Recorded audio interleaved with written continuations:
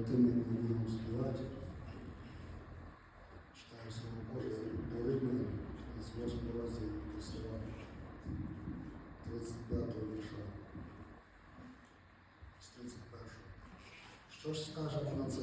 Якщо Бог за нас, хто проти нас? Той, хто свого Сина не пощадив, а видав Його за нас усіх, то хіба разом з нами не подарує нам і всього?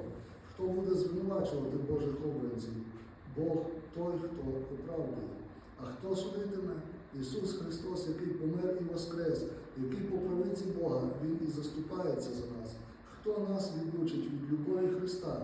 Чи страждання, чи утиски, чи переслідування, чи голод, чи нагота, чи небезпека, чи меч? Так, як написано, за тебе вбивають нас щодня, нас вважають за овець, призначених на заріз. Але в цьому всьому перемагаємо завдяки тому, хто нас полюбив.